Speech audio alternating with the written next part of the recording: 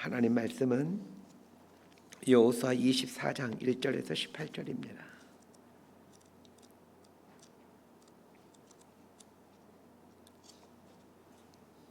여호수아 24장 1절에서 18절까지 말씀 번갈아 가면서 읽습니다. 제가 먼저 읽겠습니다. 여호수아가 이스라엘 모든 지파를 세겜에 모으고 이스라엘 장로들과 그들의 수령들과 재판장들과 관리들을 부르매 그들이 하나님 앞에 나와 선지라. 여호수아가 모든 백성에게 이르되 이스라엘의 하나님 여호와께서 이같이 말씀하시기를 옛적에 너희의 조상들 곧 아브라함의 아버지 나홀의 아버지 데라가 강 저쪽에 거주하여 다른 신들을 섬겼으나 내가 너희의 조상 아브라함을 강 저쪽에서 이끌어내어 가나안 온 땅에 두루 행하게 하고 그의 씨를 번성하게 하려고 그에게 이삭을 주었으며 이삭에게는 야곱과 에서를 주었고 에서에게는 세일산을 소유로 주었으나 야곱과 그의 자손들은 애굽으로 내려갔으므로 내가 모세와 아론을 보내었고 또 애굽에 재앙을 내렸나니 곧 내가 그들 가운데 행한 것과 같고 그 후에 너희를 인도하여 내었노라. 내가 너희의 조상들을 애굽에서 인도하여 내어 바다에 이르게 한즉 애굽 사람들이 병고와 마병을 거느리고 너희의 조상들을 홍해까지 쫓아오므로 너희의 조상들이 나 여호와께 부르짖기로 내가 너희와 애굽 사람들 사이에 흑암을 두고 바다를 이끌어 그들을 덮었나니 내가 애굽에서 행한 일을 너희의 눈이 보았으며 또 너희가 많은 날을 광야에서 거주하였느니라. 내가 또 너희를 인도하여 요단 저쪽에 거주하는 아모리 족속의 땅으로 들어오게 하매 그들이 너희와 싸우기로 내가 그들을 너희 손에 넘겨주매 너희가 그 땅을 점령하였고 나는 그들을 너희 앞에서 멸절시켰으며 또한 모압 왕 십볼의 아들 발락이 일어나 이스라엘과 싸우더니 사람을 보내어 부올의 아들 발람을 불러다가 너희를 저주하게 하려 하였으나 내가 발람을 위해 듣기를 원하지 아니하였으므로 그가 오히려 너희를 축복하였고 나는 너희를 그의 손에서 건져내었으며 너희가 요단을 건너 여리고에 이른즉 여리고 주민들 곧 아모리 족속과 브리스 족속과 가나안 족속과 헷 족속과 기르가스 족속과 히 족속과 여부스 족속이 너희와 싸우기로 내가 그들을 너희의 손에 넘겨주었으며 내가 왕벌을 너희 앞에 보내어 그 아모리 족속의 두 왕을 너희 앞에서 쫓아내게 하였나니 너희의 칼이나 너희의 활로서 이같이 한 것이 아니며 내가 또 너희가 수고하지 아니한 땅과 너희가 건설하지 아니한 성읍들을 너희에게 주었더니 너희가 그 가운데 거주하며 너희는 또 너희가 심지 아니한 포도원과 감람원의 열매를 먹는다 하셨느니라. 그러므로 이제는 여호와를 경외하며 온전함과 진실함으로 그를 섬기라. 너희의 조상들이 강 저쪽과 애굽에서 섬기던 신들을 치워버리고 여호와만 섬기라. 만일 여호와를 섬기는 것이 너희에게 좋지 않게 보이거든 너희 조상들이 강 저쪽에서 섬기던 신들이든지 또한 너희가 거주하는 땅에 있는 아모리 족속의 신들이든지 너희가 섬길 자를 오늘 택하라. 오직 나와 내 집은 여호와를 섬기겠노라 하니 백성이 대답하여 이르되 우리가 결단코 여호와를 버리고 다른 신들을 섬기기를 하지 아니하오니 18절까지 함께 있습니다. 이는 우리 하나님 여호와께서 친히 우리와 우리 조상들을 인도하여 애굽 땅 종되었던 집에서 올라오게 하시고 우리 목전에서 그 큰 이적들을 행하시고 우리가 행한 모든 길과 우리가 지난 모든 백성들 중에서 우리를 보호하셨음이오며 여호와께서 또 모든 백성들과 이 땅에 거주하던 아모리 족속을 우리 앞에서 쫓아내셨습니다. 그러므로 우리도 여호와를 섬기리니 그는 우리 하나님이시니라 하니라. 아멘. 여호수아 23장과 24장은 여호수아의 고별 설교라고 할 수 있습니다. 여호수아는 죽음을 앞두고 이스라엘 백성들을 세겜에 모읍니다. 그는 각 지파의 수령들과 재판장들과 관리들을 가까이 오게 하여 말씀을 전합니다. 여호수아부터 말씀을 들은 각 지파의 수령들과 재판장들과 관리들은 이제 들은 말씀을 자신의 지파 사람들에게 가르쳐야 될 책임이 주어집니다. 여호수아가 죽음을 앞두고 행한 설교 내용은 크게 두 가지로 요약할 수 있습니다. 첫 번째는 하나님이 어떤 분이신가 이고 두 번째는 그러면 우리는 어떻게 하나님을 섬겨야 하는가입니다. 여호수아가 행한 이 고별 설교의 핵심 두 가지는 오늘날 우리 설교자들이 설교를 어떻게 해야 될 것인가에 대한 바른 지침을 줍니다. 설교는 크게 두 가지에 집중해야 됩니다. 첫 번째는 하나님이 어떤 분이신가입니다. 설교는 하나님이 어떤 분이신가를 말하는 것인데 이것은 하나님이 무슨 일을 하셨는가와 그리고 하나님이 어떤 성품을 갖고 계시는가로 또 양분할 수 있습니다. 설교의 핵심 두 번째는 하나님이 어떤 분이신가를 알게 되었다라면 이제 하나님의 백성들은 어떻게 해야 하는가, 어떻게 살아야 되는가입니다. 오늘 우리 설교자들의 설교가 이 두 가지 내용으로 구성되어지게 된다면 이 신자들의 삶도 상당히 달라지게 될 것입니다. 설교는 하나님이 어떤 분이신가와 그럼 우리는 어떻게 해야 되는가에 대한 이야기라고 말씀드렸습니다. 1절에서 13절이 이 첫 번째 부분 하나님이 어떤 분이신가에 대한 이야기라면 14절부터 18절은 두 번째 부분 그러면 이제 우리들은 어떻게 살아야 되는가에 대한 부분이라고 할 수 있습니다. 자, 1절 말씀을 함께 읽습니다. 시작. 여호수아가 이스라엘 모든 지파를 세겜에 모으고 이스라엘 장로들과 그들의 수령들과 재판장들과 관리들 부르매 그들이 하나님 앞에 나와 선지라. 여호수아가 죽음을 앞두고 이스라엘 백성들에게 마지막으로 설교를 하는데 설교하는 장소가 어디인지를 유심히 보시길 바랍니다. 이 세겜이라는 곳에서 고별 설교를 합니다. 세겜이라는 곳은 이스라엘 백성들에게 아주 중요한 의미를 갖고 있는 곳입니다. 세겜이라는 말의 뜻은 어깨라는 뜻인데 이 말은 이 세겜이라는 곳이 어깨처럼 평평한 곳이라는 얘기입니다. 그런데 이 세겜이라는 곳이 어깨처럼 평평한 곳인데 이 양 끝에는 두 개의 산이 있습니다. 그리심산과 에발산입니다. 머릿속으로 한번 그려보시길 바랍니다. 어깨처럼 평평한 평야가 있는데 양 끝에 산이 있습니다. 가나안 땅에 들어온 이스라엘 백성들이 세겜이라는 지역에서 행한 일이 있습니다. 율법을 낭독하는 일이었습니다. 이스라엘 백성들의 절반은 그리심산에 절반은 에발산에 있고 여호수아가 가운데 있는 이 평평한 곳인 세겜에서 율법을 낭독합니다.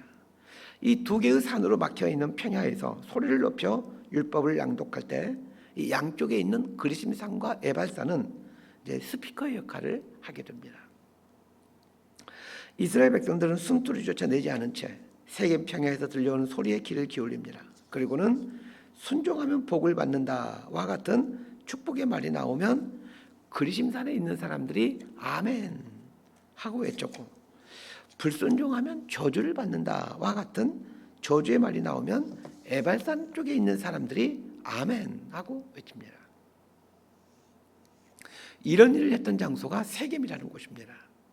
여호수아가 죽음을 앞두고 이 고별 설교를 하는 장소를 세겜으로 정한 이유를 알게 됩니다. 세겜은 하나님의 말씀을 선포하고 이스라엘 전 백성의 말씀에 순종하며 살겠다라는 결단을 했던 역사적인 장소입니다. 여호수아는 죽음을 앞두고 세겜에 이스라엘 백성들을 모읍니다. 그리고 이스라엘 백성들에게 다시 하나님의 말씀을 선포하고 하나님의 말씀에 순종하며 살 것을 촉구합니다.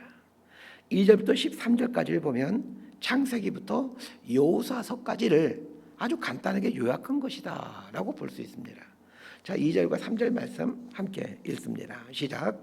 여호수아가 모든 백성에게 이르되 이스라엘 하나님 여호와께서 이같이 말씀하시기를 옛적에 너희의 조상들 곧 아브라함의 아버지 나홀의 아버지 데라가 강 저쪽에 거주하여 다른 신들을 섬겼으나 내가 너희의 조상 아브라함을 강 저쪽에서 이끌어내어 가나안 온 땅에 두루 행하게 하고 그의 씨를 번성하게 하려고 그에게 이삭을 주었으며 하나님께서 갈대아 우르에 살고 있던 아브라함을 부르신 이유를 간단하게 설명하고 있습니다. 하나님께서 아브라함을 불러내신 이유를 뭐라고 말하고 있습니까? 아브라함의 후손들에게 가나안 땅을 주셔서 가나안 땅에서 그의 씨를 번성하게 하기 위함이라고 말하고 있습니다. 그러니까 하나님께서 갈대아 우르에 살고 있었던 아브라함을 불러내신 이유는 가나안 땅에 와서 그의 씨를 번성하게 하기 위함이었습니다. 자, 여기서 질문을 해야 됩니다. 아브라함의 씨를 번성하게 하는 것이 목적이었다면 굳이 갈대아 우르에서 불러내어 가나안으로 오게 할 필요가 무엇이냐는 것입니다. 갈대아 우르에서도 얼마든지 아브라함의 씨는 번성케 할 수 있습니다. 3절 하반절에 나오는 그의 씨를 번성하게 하려고 라는 이 말에 밑줄을 그어놓으시길 바랍니다. 그의 씨를 번성하게 한다라는 말이 무슨 의미일까 고민해야 됩니다. 그의 씨를 번성하게 한다라는 말은 단순히 아브라함의 자손들이 숫자적으로 많아진다라는 것을 의미하지 않습니다. 위에서도 말씀드렸듯이 하나님은 얼마든지 아브라함을 갈대아 우르에서 불러내지 않고 거기에서도 씨를 번성하게 하실 수가 있는 분이십니다.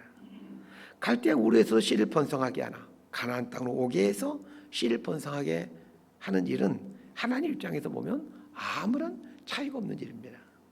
그럼에도 불구하고 갈대아 우르에서 불러내어 가나안으로 오게 하는 이유가 무엇이냐는 것입니다. 자, 이 질문을 갖고 그의 씨를 번성하게 하려고라는 말을 해석하면 이 말은 단순히 자손들이 많아진다라는 것을 의미하는 것이 아님을 압니다. 그의 씨를 번성하게 하려고라는 말은 단지 자손들 많아지게 하겠다 그런 말이 아니라 아브라함 같은 믿음의 사람들을 많아지게 하겠다라는 말입니다. 즉 믿음으로 살아가는 하나님의 백성들을 많게 하기 위해 가나안 땅으로 불러내셨다라는 말입니다. 그러니까 그의 씨라는 말 대신에 믿음의 사람이라는 말로 바꿔놓으면 이해하는 데 도움이 될 것 같습니다. 2절부터 13절까지를 통해 여호수아가 뭘 말하려고 하는지 핵심을 파악해야 됩니다.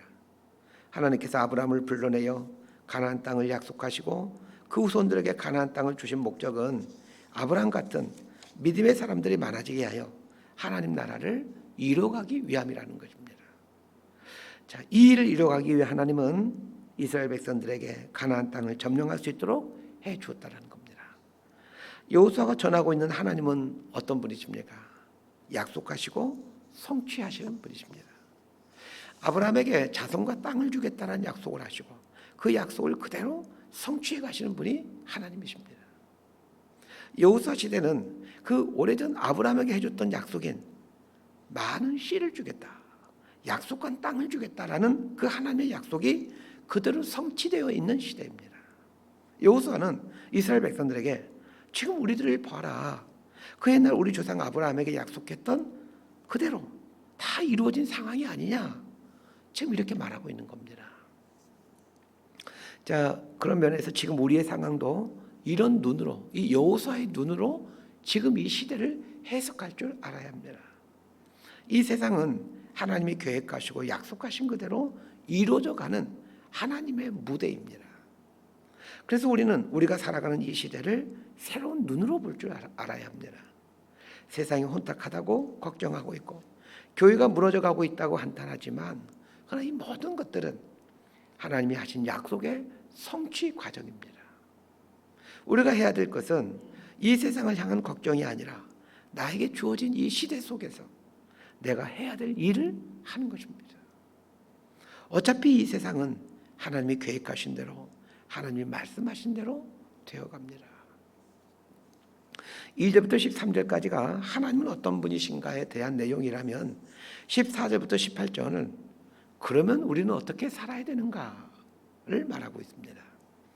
조금 더 풀이해서 설명하자면 하나님이 약속하시고 그 약속을 성취해 가시는 분이신데 그 하나님을 믿는 사람이라면 14절부터 18절의 삶을 살아야 된다라는 말입니다. 그러면 하나님이 약속하시고 약속하신 것을 성취하는 분이심을 믿는 사람이라면 어떻게 살게 됩니까? 14절부터 18절까지를 함께 읽습니다. 시작. 그러므로 이제는 여호와를 경외하며 온전함과 진실함으로 그를 섬기라. 너희의 조상들이 강족족과 애굽에서 섬기던 신들을 치워버리고 여호와만 섬기라. 만일 여호와를 섬기는 것이 너희에게 좋지 않게 보이거든 너희 조상들이 강 저쪽에서 섬기던 신들이든지 또는 너희가 거주하는 땅에 있는 아모리 족속의 신들이든지 너희가 섬길 자를 오늘 택하라.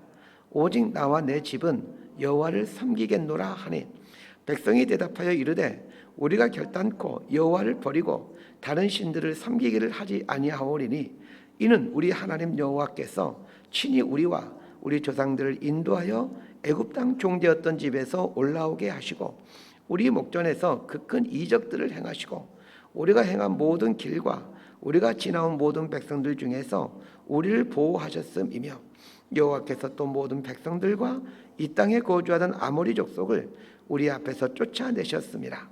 그러므로 우리도 여호와를 섬기리니 그는 우리 하나님이시니라 하니라. 14절에 이 그러므로라는 접속사가 나오죠. 자, 오늘 본문에서 그러므로라는 접속사는 이렇게 해석할 수 있습니다. 하나님이 약속하시고 그 약속하신 것을 성취하는 분이라는 것을 믿는 사람이라면 이제 14절 이하부터의 삶을 살아야 된다라는 뜻입니다. 신학적인 단어로 표현한다면 2절부터 13절까지가 믿음이라면 14절부터 18절은 순종이라고 할 수 있습니다. 믿음을 가지면 순종할 수 있습니다. 반대로 순종하지 못하는 이유는 믿음이 없기 때문입니다. 사람들은 자신이 순종하지 못하는 것에 대해서 여러 가지 이유를 얘기하지만, 특별히 자신의 환경을 자꾸 이야기하지만, 그러나 순종하지 못하는 이유는 한 가지입니다. 믿음이 없기 때문입니다. 하나님에 대한 믿음이 없기에 순종하지 못하는 것입니다. 내 환경이 나쁘기 때문에 순종하지 못하는 게 아니라 믿음이 없기에 순종하지 못하는 겁니다. 어떤 분은 이렇게 말할 겁니다. 목사님, 하나님에 대한 믿음이 생겼으면 좋겠습니다. 그런데 하나님이 잘 안 믿어집니다. 하나님에 대한 믿음이 왜 안 생기는 것일까요? 하나님에 대한 믿음이 안 생기는 사람들을 한번 잘 보시길 바랍니다. 그러면 중요한 특징 한 가지를 발견하게 됩니다. 생각을 하지 않는다는 것입니다. 성경은 믿음은 들음에서 난다라고 말하고 있습니다.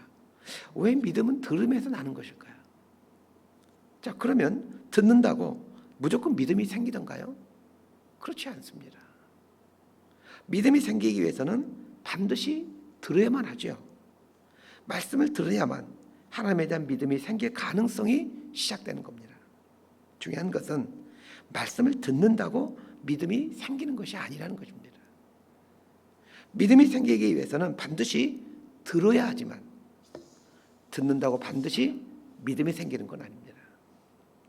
듣기만 하면 믿음이 생기면 교회 오래 다니는 사람들이 믿음이 좋아야죠. 교회를 오래 다녔다라는 말은 많은 설교를 들었다는 뜻입니다. 그런데 교회를 오래 다녀도 왜 믿음이 안 생기느냐는 것입니다. 믿음이 생기기 위해서는 그 들은 말씀을 생각해야 됩니다. 여호수아의 고별 설교인 2절부터 13절까지를 한번 잘 보시길 바랍니다. 2절부터 13절은 창세기부터 여호수아서까지 내용을 간단하게 요약한 것입니다. 지금 여호수아의 설교를 듣고 있는 이스라엘 백성들은 이 내용들은 너무나 잘 알고 있는 내용들입니다. 그런데 왜 이들은 믿음이 없습니까?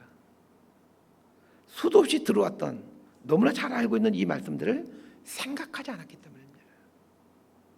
이 말씀을 주야로 묵상하라고 하나님께서 여호수아에게 반복해서 말씀하셨습니다. 자, 주야로 묵상하라 라는 말이 무슨 뜻입니까? 쉬지 말고 생각하라는 뜻입니다. 하나님 말씀을 생각하면 생각할수록 하나님은 당신이 하신 말씀을 그대로 이루어 가시는 분이시라는 것을 알게 됩니다.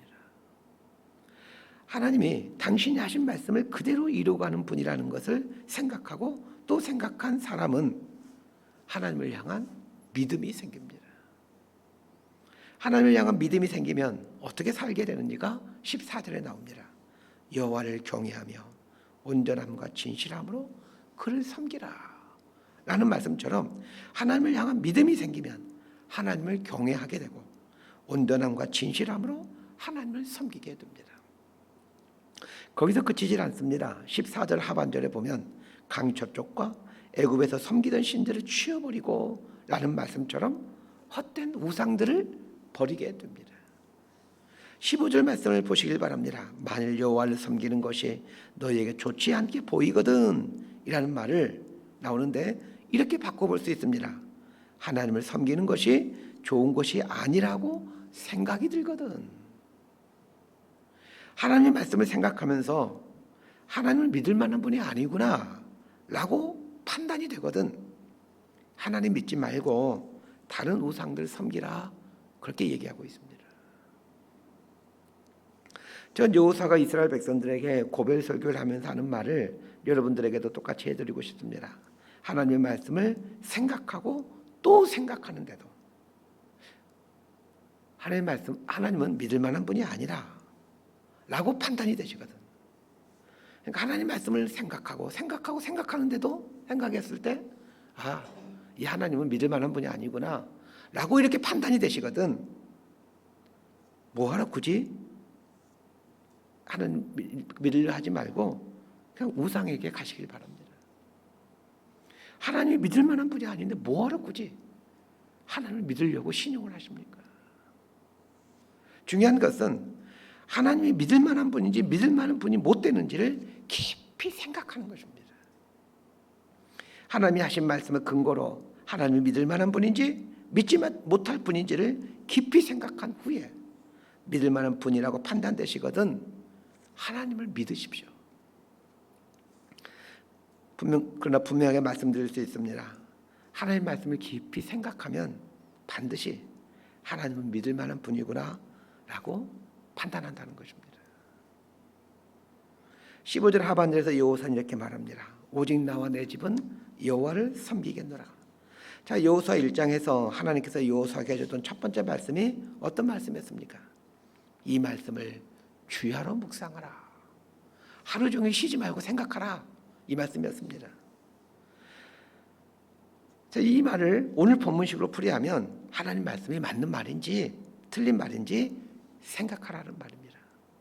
여호수아는 일평생 주야로 말씀을 묵상하는 말씀에 순종하여 하나님 말씀을 깊이 생각하며 살아왔습니다. 그리고는 내린 결론이 하나님은 믿을 만한 분이구나 라는 것이었습니다.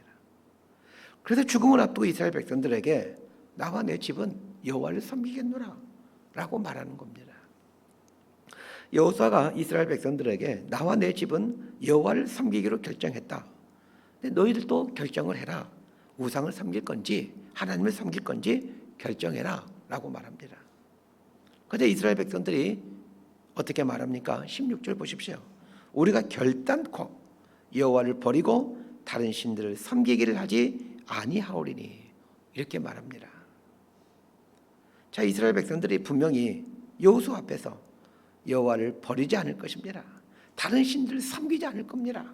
오직 하나님만 섬길 것입니다 라고 분명하게 말했습니다. 그런데 결과가 어떻습니까? 여호수아가 죽자 이제 사사시대가 펼쳐지는데, 사사시대가 어떤 시대입니까? 가진 우상을 섬기며 하나님으로부터 숱한 심판을 받는 시대가 사사시대입니다. 질문 드립니다. 분명 여호수아의 고별 설교 앞에서 모든 이스라엘 백성들이 우리가 결단코 여호와를 버리지 않을 겁니다. 다른 신들을 섬기지 않을 것입니다 라고 이렇게 결단했는데 불과 얼마 지나지 않아 왜 다른 신들을 섬기게 되는 이유가 무엇이냐는 겁니다. 생각하지 않았기 때문입니다. 하나님이 어떤 분이신지, 하나님이 정말 믿을 만한 분인지를 하나님 말씀을 통해서 생각하고 또 생각해야 되는데, 즉 주야로 묵상하는 삶을 살아야 되는데 이 일을 하지 않았다는 것입니다. 말씀 정리합니다. 믿으면 순종할 수 있게 됩니다. 그렇다면 믿음이 참 중요하다는 걸 알게 되겠죠. 그러면 믿음은 도대체 어떻게 생기는 것입니까? 성경 말씀대로라면 믿음은 들음에서 납니다. 말씀을 듣는 것은 믿음이 생기기 위한 필수 조건, 필요 조건이지만 그냥 말씀을 듣는다고 무조건 믿음이 생기는 것은 아닙니다. 들은 말씀을 깊이 생각하고 생각해야 됩니다. 하나님 말씀을 보면서 이 말씀이 맞는 말인지, 하나님이라는 분은 믿을 만한 분인지를 깊이 생각하고 생각해야 됩니다. 하나님이라는 분이 믿을 만한 분인지 깊이 생각하고 생각하는 과정인 이 묵상의 과정을 거치며 하나님은 정말로 믿을 만한 분이시구나. 하나님은 정말로 그분이 하신 말씀을 그대로 성취해 가시는 정말 신뢰할 만한 믿을 만한 분이구나를 알게 되고, 이런 과정을 통해 우리 안에 하나님을 향한 믿음이 생기는 겁니다. 자, 이 믿음이 생기게 될 때 그제서야 하나님의 뜻에, 하나님의 말씀에 순종하는 삶을 살 수 있게 되는 겁니다. 순종의 결국이 무엇인지는 우리 모두 잘 알고 있습니다. 순종의 결국은 형통이요 평탄입니다. 온전한 믿음이 우리를 형통과 평탄의 사람으로 만들어 갑니다. 이런 복을 누리며 살아가는 저희 여러분 모두가 되기를 진심으로 소망하고 축복합니다. 기도하겠습니다. 하나님 아버지, 하나님의 말씀을 깊이 생각하고 또 생각함으로 하나님이 정말 믿을 만한 분인지 알아가게 하시고, 하나님이 믿을 만한 분이라고 확신이 들어가거든 하나님 말씀에 순종하는 삶을 살아가게 하여 주옵소서. 순종의 결국은 형통이요 평탄임을 압니다. 하나님이 우리에게 주시고 싶어하는 이러한 복들을 누리며 살아가는 믿음의 인생들 되게 하여 주옵소서. 예수님 이름으로 기도드리옵나이다. 아멘.